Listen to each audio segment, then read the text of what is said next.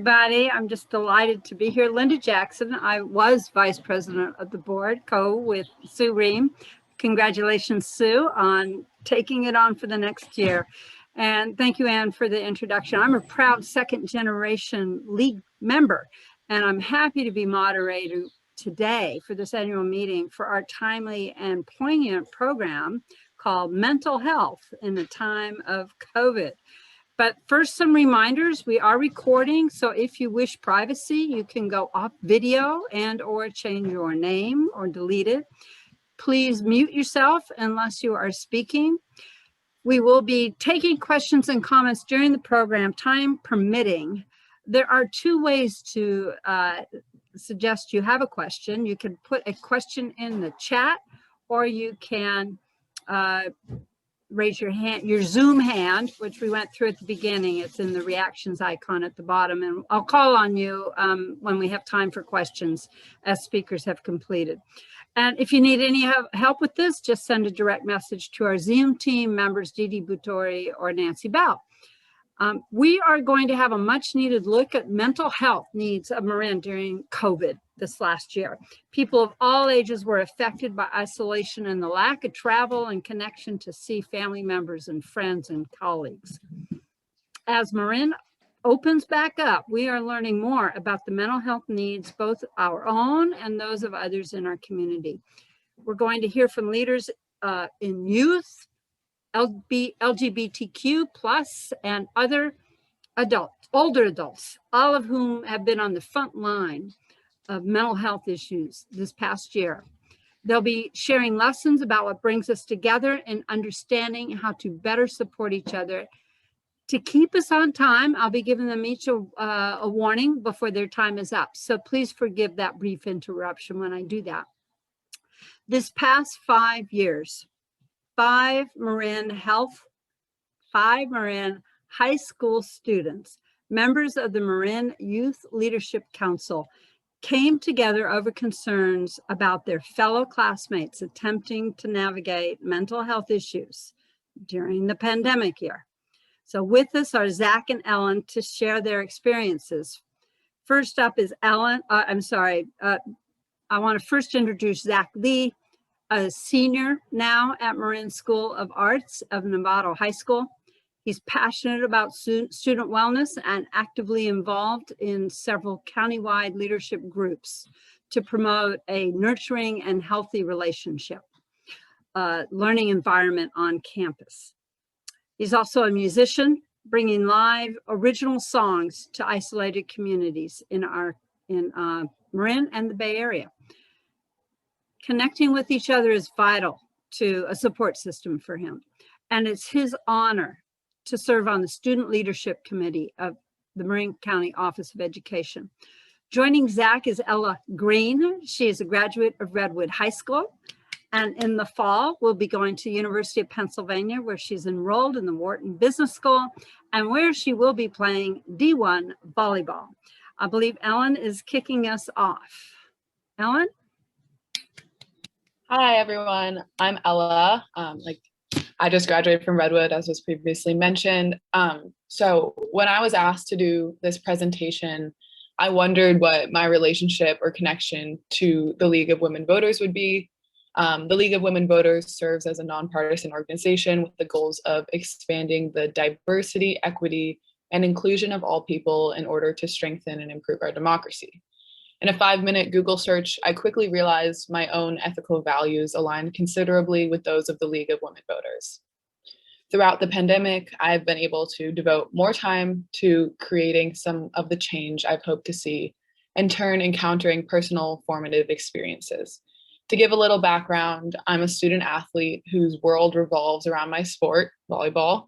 I committed to play in college before my junior year, and pre-pandemic, I practiced and or worked out every day for the sport. I've always been an extremely goal-oriented person, and sports was the perfect outlet for that. You work hard, you get results. I held a sense of naivety in this notion that if I set a goal and a path to get there and I followed through, then I would achieve my goal, because that's how life had been playing out for me thus far. Then the pandemic struck. And it felt like every part of my life that was once in control was no longer in my control. I could no longer go to volleyball practice. I could no longer see my friends. I could no longer go to school. I felt silenced. And for the most part, there was absolutely nothing I could do to change this outcome. For the first 2 months of quarantine, I felt as though I was living Groundhog Day style: sleep in, maybe join a Zoom call for school, work out, and then cry. But I also had an extensive amount of time to think during this time, forced into being alone, something I was extremely uncomfortable with before. I had never really had a moment to slow down, and trust me, I did not want this moment. I was always a person who was go, go, go. I never really took any time to think.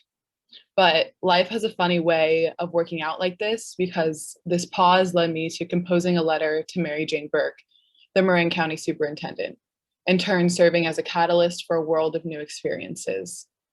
I knew Mary Jane from a time I had interviewed her earlier in my junior year for my school's newspaper, the Redwood Bark. By June, I didn't know who else to reach out to after possibly the worst 3 months of online learning. I felt a strong lack of outreach from administration checking in on students and asking them what they wanted for the future. This bewildered me, as the education system is supposedly built to help us, the students, achieve. Yet we weren't even being sent the occasional survey, let alone sent mental health check-ins. In my letter to Mary Jane, I wrote about the aforementioned frustration and my personal struggles with my mental health during this time, a seemingly universal experience for adolescents in the pandemic. I blindly sent the email, expecting to hear nothing back. Instead, Mary Jane could not have been more sympathetic and action-driven.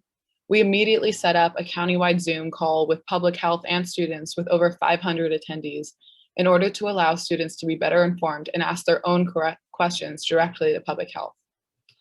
This promptly turned into setting up Zoom meetings with students in their respective administrations to better connect students again.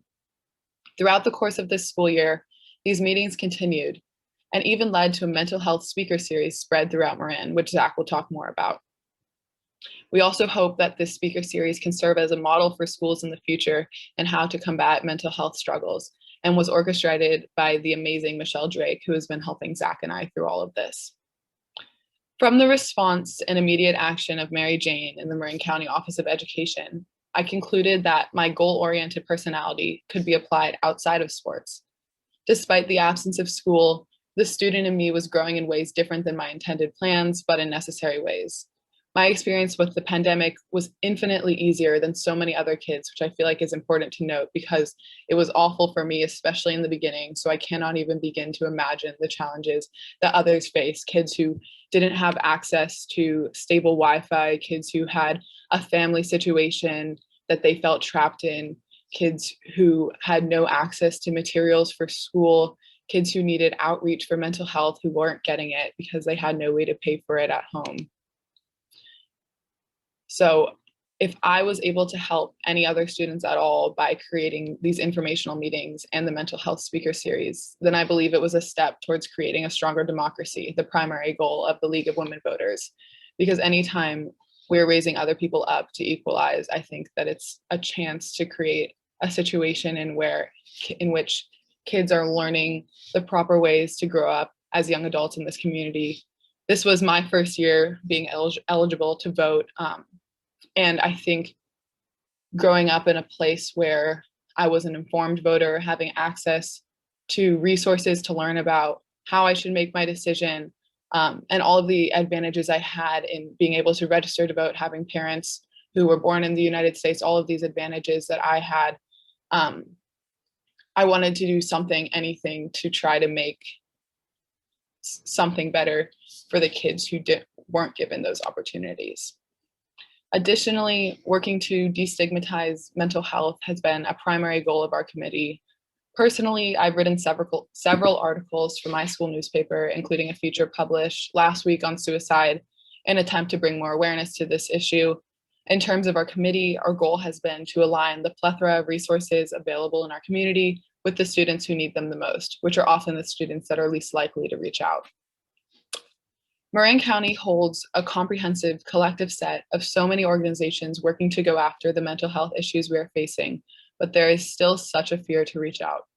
The World Health Organization's definition of health is a state of complete physical, mental, and social well-being, and not merely the absence of disease or infirmity. By promoting a society in which a mental health crisis is treated the same as a physical injury, we can truly work to improve health and equity, another goal of the League of Women Voters. As I was talking on a Zoom call with Michelle Drake and Zach earlier this morning, Michelle gave an example about how if a person were to get in a car crash at 11 p.m. at night and they suffered some sort of bad injury and they called a friend to ask for help, the friend wouldn't hesitate and be like, oh no, it can wait till tomorrow, or it's okay, it can wait till tomorrow. That sort of mentality, which is often applied to mental health. If someone is going through a mental health crisis, the response is often to say, oh, it's not that big of a deal because mental health is something that's very internal, whereas physical injuries are external. So it's a lot easier for someone who's not that person to understand those. So working to allow people to give themselves the own forgiveness to say, hey, I need help and that's okay, is something that a lot of teens struggle with, especially in this age of social media, where our whole goal on social media is to be perfect, to say, I have the most fun life, I have the most popular friends, I have the most followers, I have a perfect family, I have this, I have that. And seeing that every day, especially at an age where everything is so impactful on how you think, if you're seeing, especially as a girl, seeing a bunch of other girls with perfectly shaped bodies and faces, and even things like Facetune, which is not something that older generations really recognize, is something that's so harmful. I can't even list the number of girls I know personally, my friends, who we all are using Facetune on our pictures. Like, we are changing the things that we are putting online, and the damage that that has on us and our mental health is so apparent, because I have never, I mean, this is personal experience, but I don't know if there's ever been a generation that has been more consumed with how we appear on the outside. And so during something like a pandemic, where you really have no one to reach out to, was extremely hard on people's mental health. So thank you for having me here today. Thank you for listening. I hope what I've said has given some insight into the perspective of adolescents today. I'm going to pass it off to Zach now. Thanks again.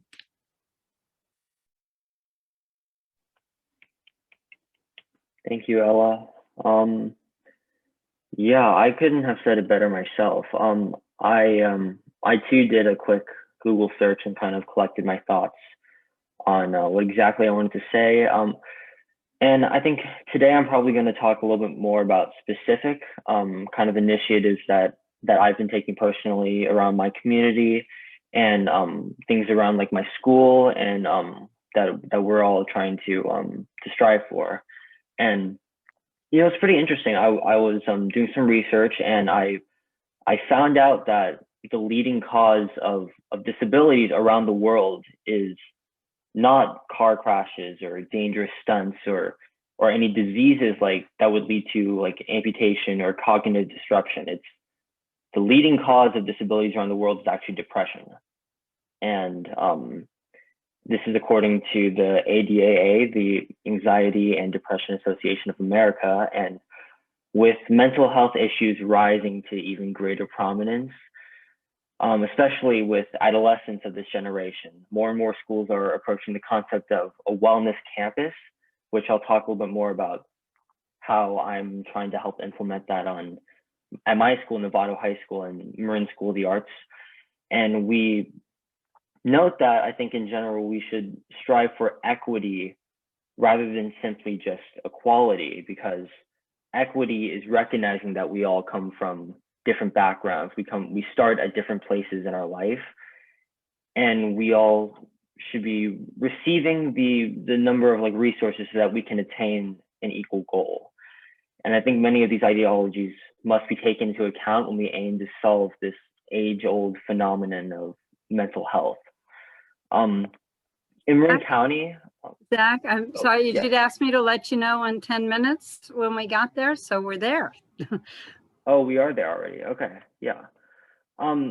Yeah, so in Marin County, students in grades 5, 7, 9, and 11, we take the California Healthy Kids Survey that's administered by the state, and an anonymous survey that evaluates the school environment as well as student wellness and resilience.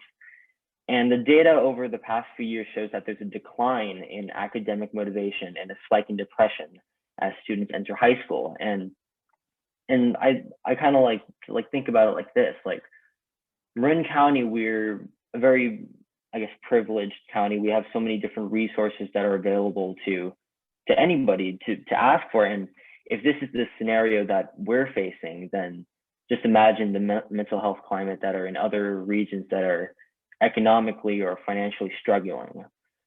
And as Ella was talking about earlier, we met together in a student leadership committee, and we put together this web series by collaborating with different nonprofits in our county.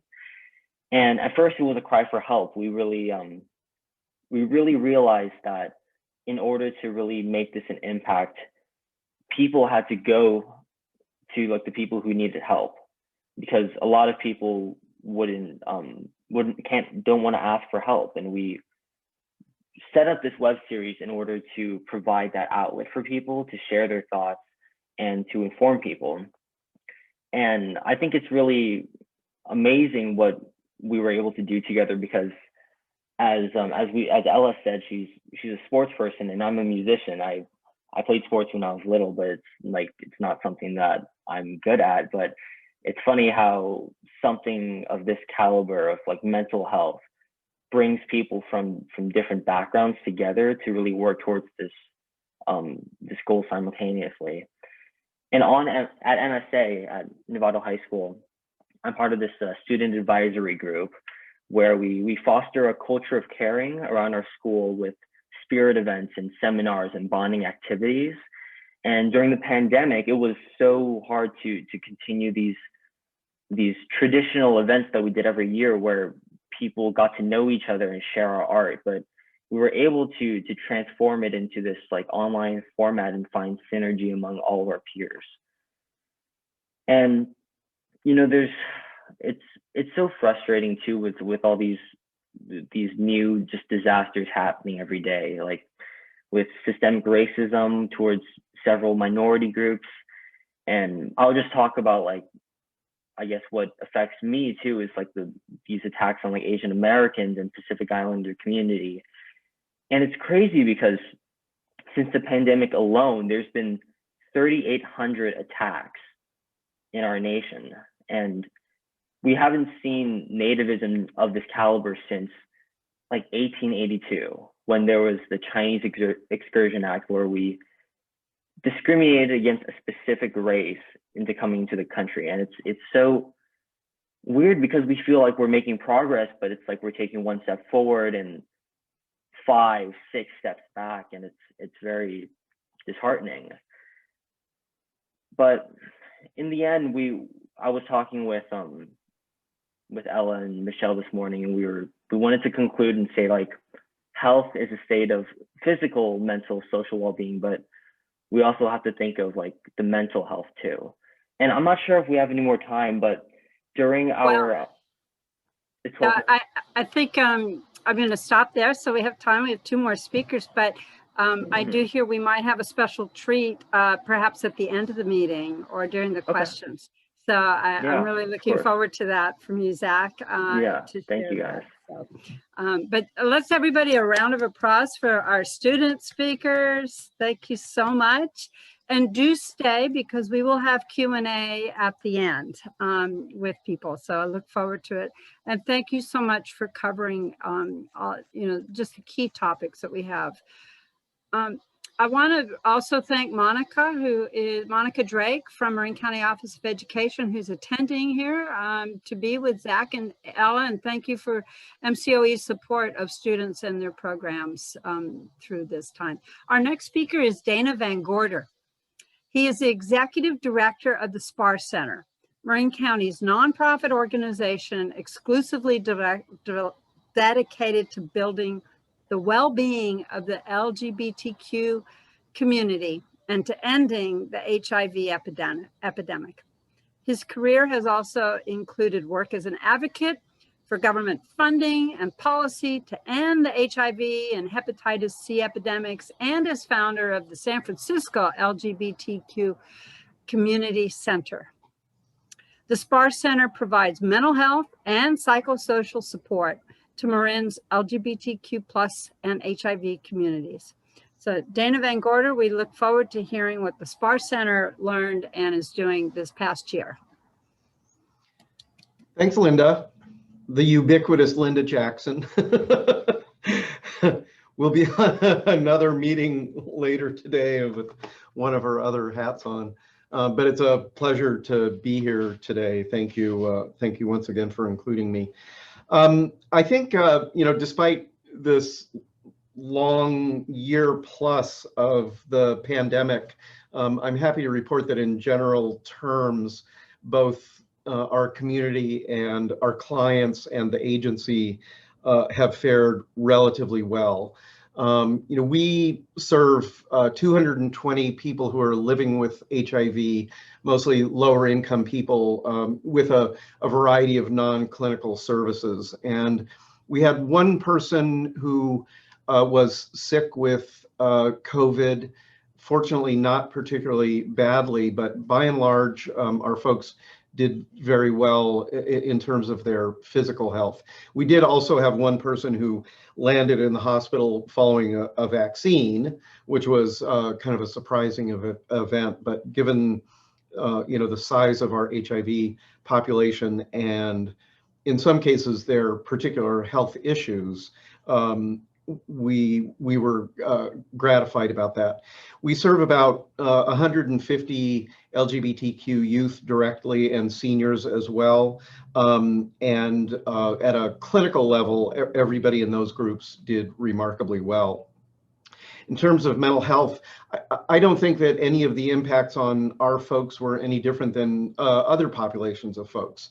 Obviously, there was a lot of isolation and depression and a loss of social connection that occurred during that period of time. But we did as much as we possibly could to support folks through the experience. I can talk about some of those things. I think one of the surprises that we had was in working with our youth. So prior to the pandemic, we've had support groups in schools. We've had community-based support and discussion groups.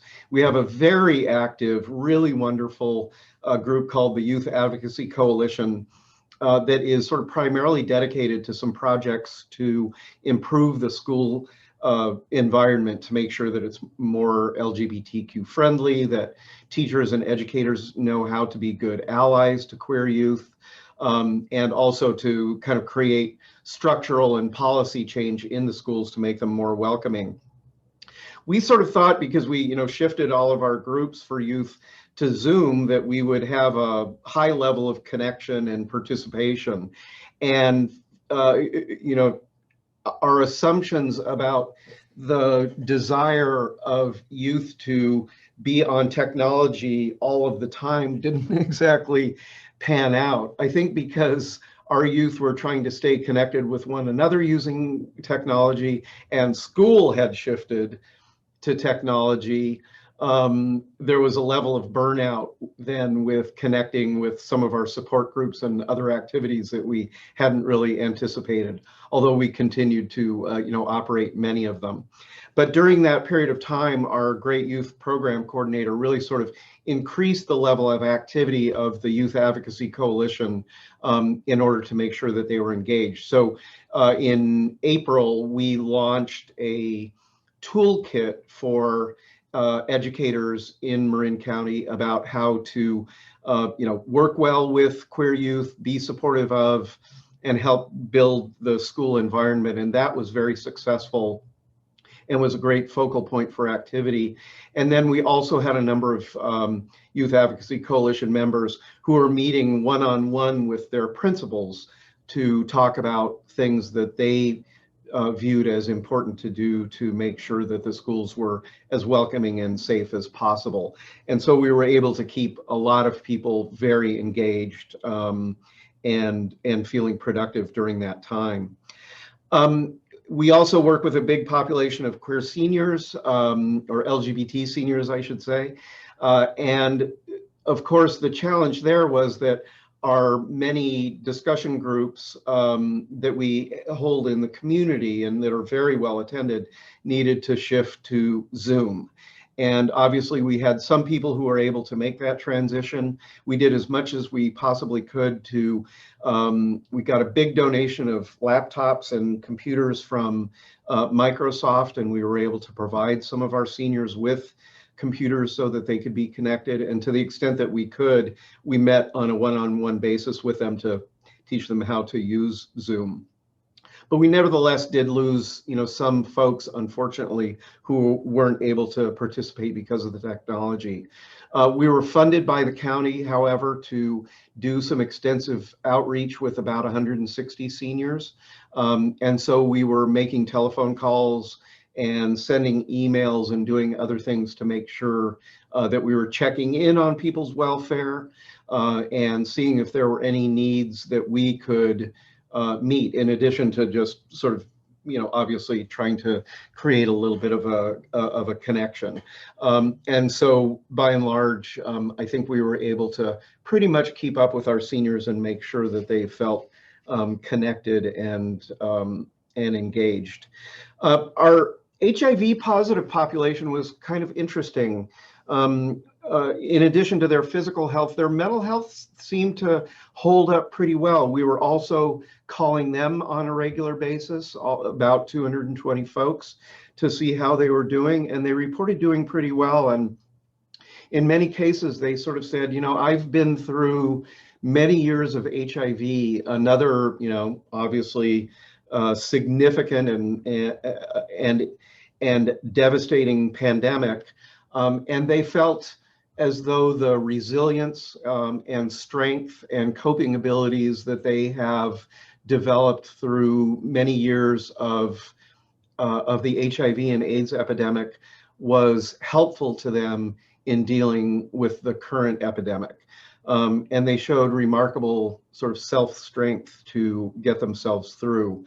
But in addition to, checking in on a regular basis, we had hoped to have an in-person retreat of our HIV clients, which hasn't happened for a number of years, and obviously put that on hold.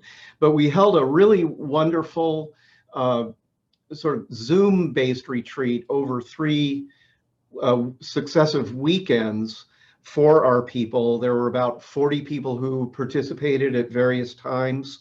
We had cooking classes, we did a storytelling project and other educational things, and people really appreciated the opportunity to be with others, even if it was based on technology. I think we're going to find a couple of silver linings from an otherwise terrible situation. One was that Zoom helped a lot of our people to participate in activities where they might otherwise be having to drive to things, or if they had any kind of a disability, it was harder for them to get to events.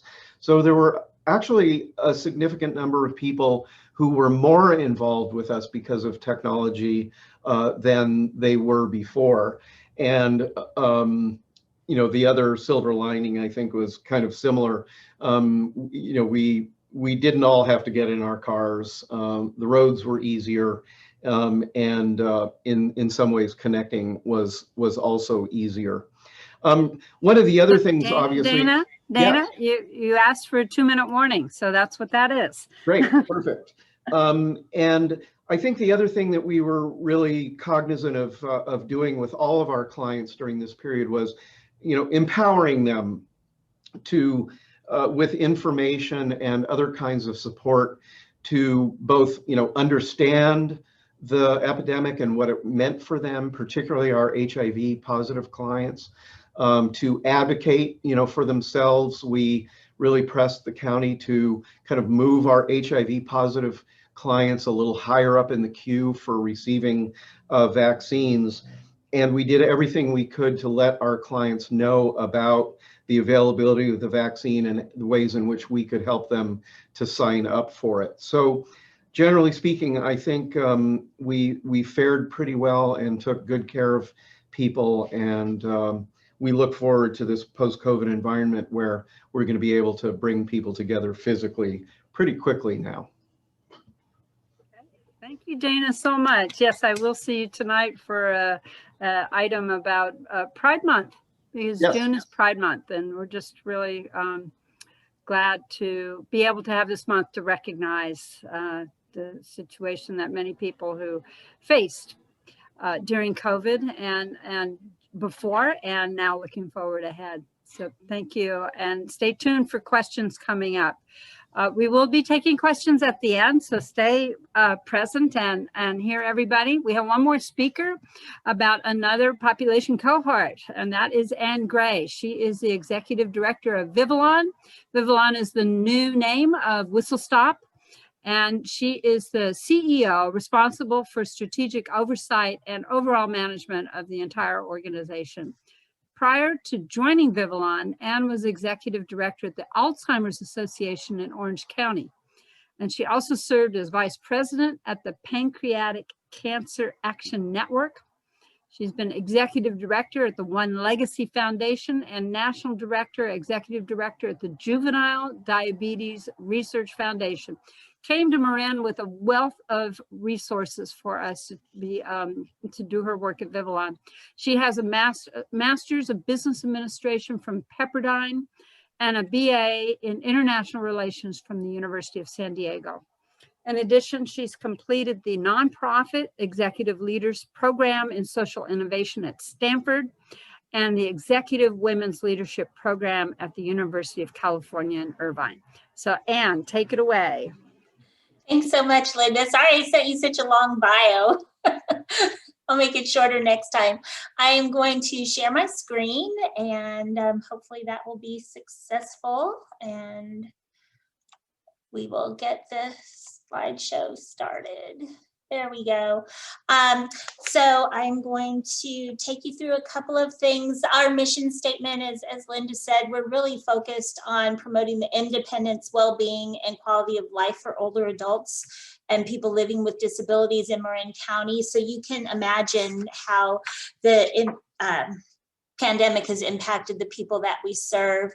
And Linda also mentioned our new name, and it's a created word that means vitality, viva, and longevity, so Vivalon. And I know it's a lot for people to get used to after Whistle Stop for 67 years, but it really does speak to our vision and our goals for health and vitality for all older adults.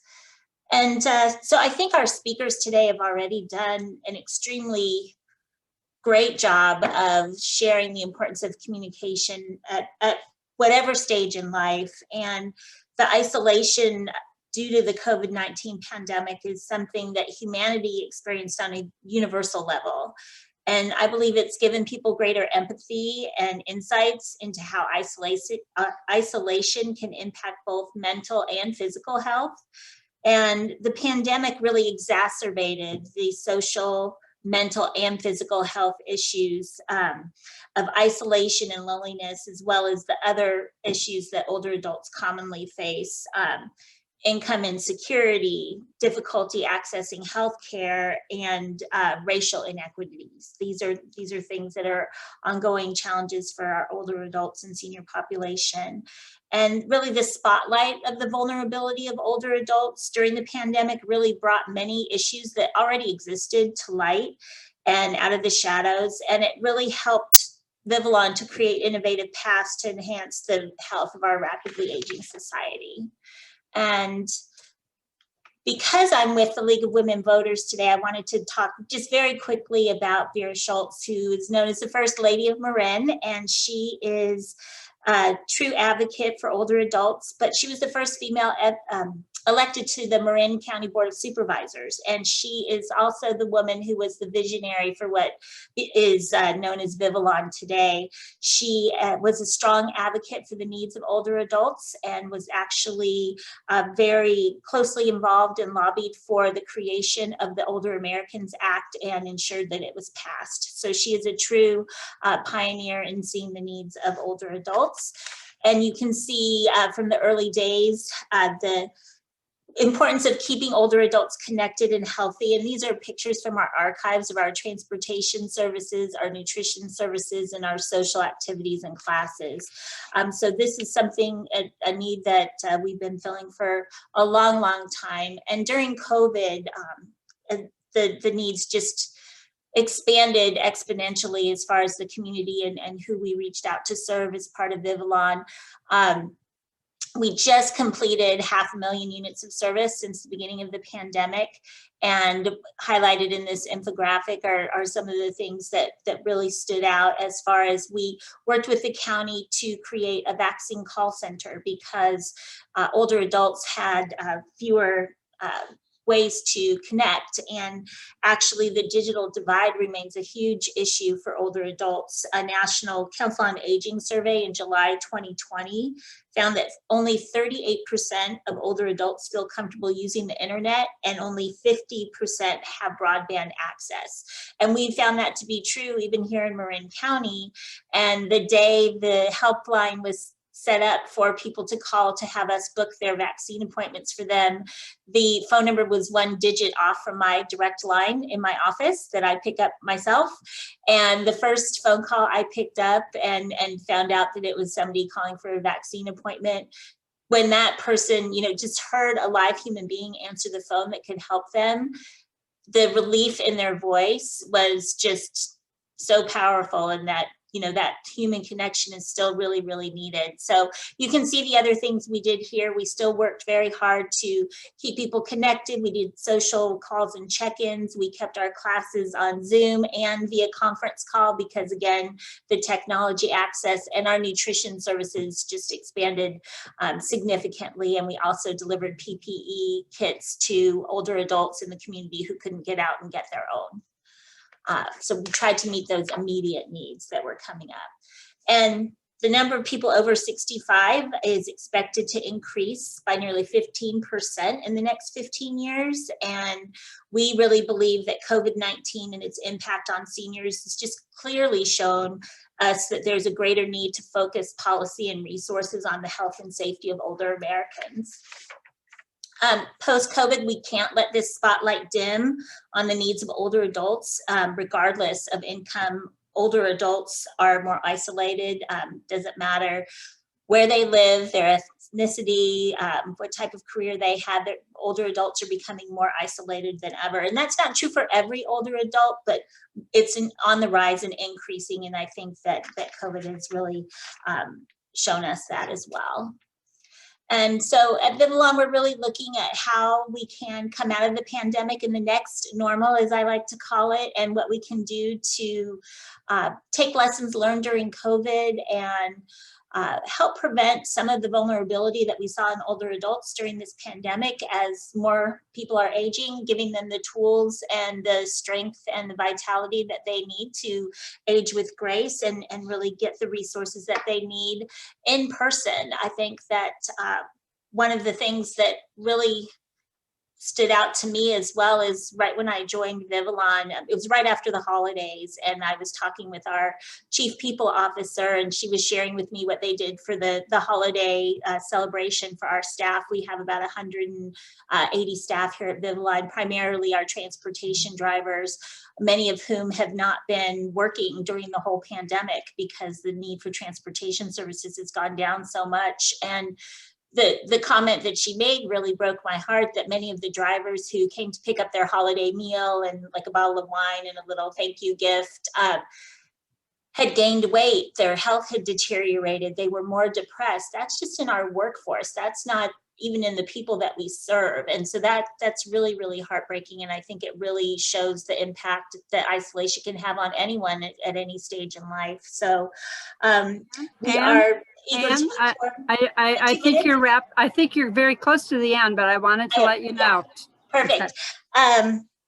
Thank you. So we're really looking to engage more people in our programs and services. So that is what I wanted to share there. And as we look to the future, we really are looking to a model that really helps to encompass all the social determinants of health in one place.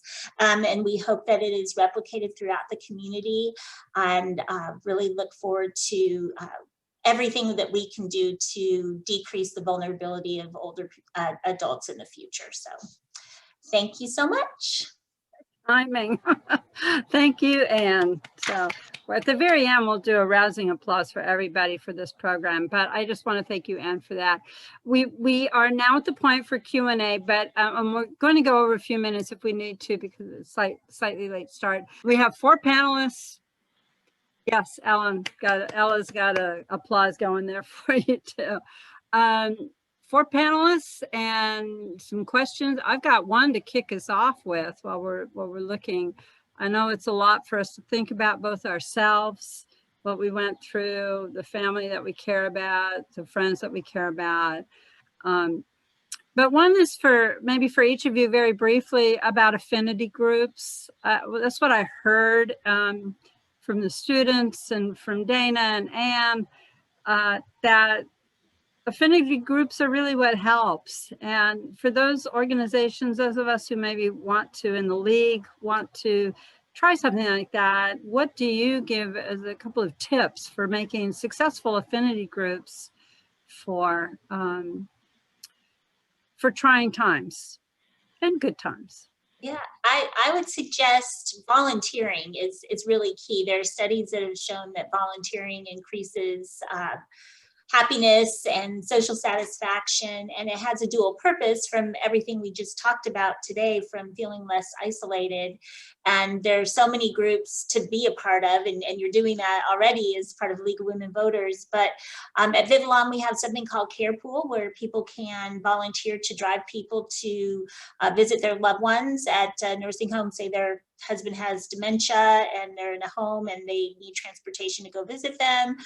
They can go to doctor's appointment and groceries. We have volunteers in our cafe, all Meals on Wheels drivers, all those great things right here. So, Ella, do you have anything you want to add?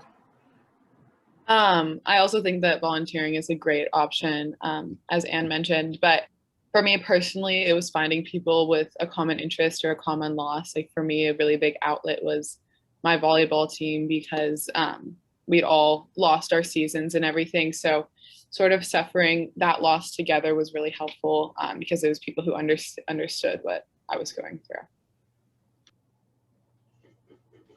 And I would add that I think volunteerism is great. And one thing that we try to remember is that, as social service providers, we can often kind of pathologize people and think, oh, they need mental health services or support or something. And often we find that our clients just want to connect and have a social opportunity. So, for our seniors, we've had talent shows, and for youth, we do a variety of different things that are just purely recreational and fun, and that is as important as some of the other things we do. How about you, Zach? Yeah, I mean, I kind of second everything that's already been said. I think it's just important to know that your opinion matters, and like any input that anybody can give is well valued by everybody else. But yeah, I agree with everything everybody said already. I'm not seeing any other question marks or hands raised. Our Z team, are you seeing anything at this point? No, not seeing anything. I don't see anything either. I think what you have done to our panelists is just, our speakers today really is highlight the issues that people experienced and how you pivoted. Ella, the email, your story about sending an email is just inspirational, because that's how change happens, is putting out the word and a question, just asking a question. And we can tell that your program made a huge difference. And Zach, your song just made a difference for all of us today. So thank you so much for that. Lynn Dooley had a question, Linda. Lynn Dooley. All right, Lynn. I just wanted to know, I was so impressed with everyone. Thank you so much for coming today. Zoom has been so great for those who have Zoom, and it sounds like your various organizations have been able to connect through Zoom. Do you think you'll be able to continue in person with the same kind of connection? And do you think people will be open to that? Or do you think Zoom will continue to be the way that you connect with the people that you've met through these hard times? Well, at Vivalon, we're going to be doing both because there are people who came new to us through Zoom that like doing Zoom, and they have other outlets for social connection. And they're the people who didn't really have the access to the technology and are really looking to get back in person. It's really kind of an unknown if the Healthy Aging Center here will go up to its former numbers. Hopefully will increase, but we just opened May 1st and people are very slow to come back in person. Our Jackson Cafe opened today, so it'll be interesting to see if there was a line or if there wasn't a line, because before COVID there was a line. So we're still determining that. We know the importance of that human, being together connection. So we want to offer some Zoom, but probably not as much as we did during the pandemic. My answer would be identical. How about Ella and Zach? What's your take from going off to college, being a senior in high school? I personally would love nothing more than to never have to join a Zoom meeting again. I was not a fan. I love interacting with people in person, and I think like having my last month or two of high school being back 5 days a week in person was amazing. I was so happy the entire time. And I think the Zoom has offered a lot of great things in terms of like, I don't really think I'll be using a group FaceTime anymore. I think that Zoom, it's easier because you can see everyone's faces. But I think that everything is done more efficiently, and just in general, I like everything better in person. And Kay Noguchi has a question. I want to give Zach a chance to respond too. What's your take on that question? Yeah, I mean, I guess Zoom has been a nice temporary tool that we use during this time. I think that there's not really a future where we're not going to be using Zoom. I think that it'll still be a part of our interactions with people. But I think during this time, using technology so much will prompt us to really have more personal, face-to-face, in-person interactions with people than to simply just like text or call and email, because I think during this time we've really become more grateful for those moments where we can be in person and to really like hug and talk to somebody in person, because it's so different than talking to my laptop. But, Thank you. Okay, Kay, you have a question. Yeah, I wanted to ask Zach and Ella if your peers have a concern about learning deficits due to this extraordinarily difficult way of teaching and learning, and if that's adding to worries of young people. yeah, definitely. I know during this past school year, Novato High School had to change our schedule around, and teachers had to teach full years in one semester because we had 4 classes in the fall and then a new 4 classes in the spring. So all the timing was off, and it was very difficult for teachers to kind of transition to that and really make sure that we were getting the material. And I do think that a lot of it ended up being dropped out, and I think that it's definitely not the same as being in person, and especially with working in groups and being able to easily converse with peers that when I'm not like understanding something.